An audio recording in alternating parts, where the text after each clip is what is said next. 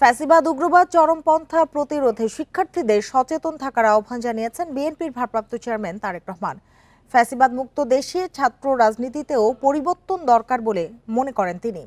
রোববার রাজধানীর শাহবাগ মোড়ে ছাত্র দলের সমাবেশে এসব কথা বলেন তারেক রহমান। ছাত্র ছাত্রী ভাই এবং বোনেরা চাই যে শহীদ পরিবারগুলো রয়েছে তাদেরকে মূল্যায়ন ঠিক করা হচ্ছে না, রাষ্ট্র তাদের দায়িত্ব গ্রহণ করুক। ছাত্র জনতার গণ অভ্যুত্থানের বর্ষপূর্তিতে রাজধানীর শাহবাগে ছাত্র দলের আয়োজনে ছাত্র সমাবেশ। আজকে এখানে লাখো লাখো জনতা, ইউনূস সাহেব দেখে যান। এতে যোগ দেন ঢাকা সহ বিভিন্ন জেলার ছাত্রদল নেতাকর্মীরা। রোববার বেলা ৩টায় কর্মসূচি শুরুর কথা থাকলেও অনেক আগেই জড়ো হন নেতাকর্মীরা।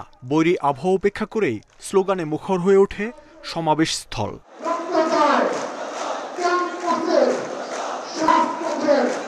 নেতাকর্মীদের ঢল শাহবাগ ছাপিয়ে ছড়িয়ে পড়ে মৎস্য ভবন, কাটাবন, টিএসসি সহ আশপাশের এলাকায়।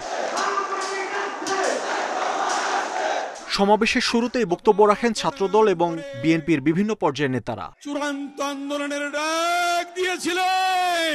বিএনপি মহাসচিব বলেন, শেখ হাসিনাকে আর রাজনীতি করতে দেয়া হবে না।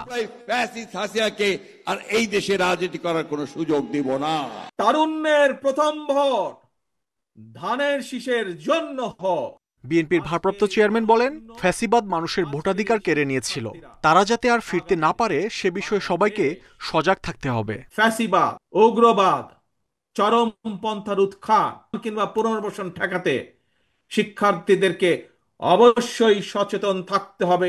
তারেক রহমান বলেন, দেশ বিদেশে কর্মসংস্থান সৃষ্টির লক্ষ্যে ক্ষমতায় গেলে কারিগরি শিক্ষায় জোর দেবে বিএনপি।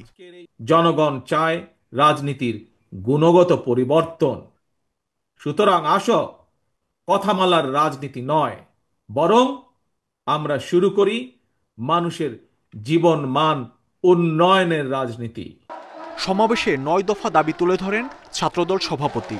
জানান, ডাকসু সহ সব ছাত্র সংসদ নির্বাচনে অংশ নেয়ার কথা।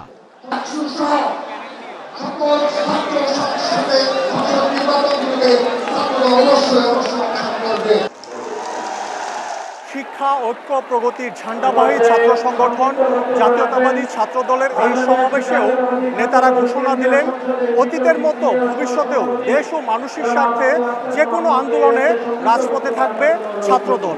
সেই সাথে শিক্ষাঙ্গনে গড়ে তুলবে সহাবস্থানের ছাত্র রাজনীতি। মাহমুদ শরীফ, ইন্ডিপেন্ডেন্ট নিউজ, শাহবাগ, ঢাকা।